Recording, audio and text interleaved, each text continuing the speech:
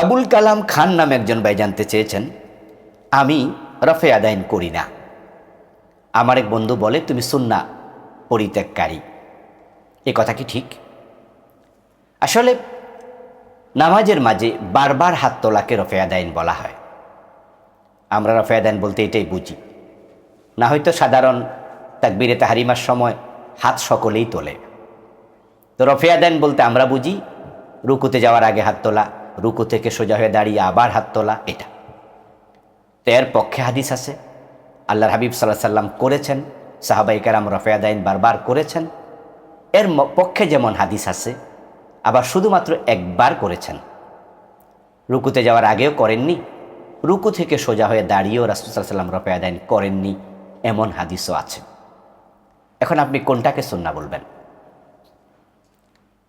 যদি আপনি মনে করেন যে দুটাই হাদিসে আছে, দুটাই সুন্নাহ,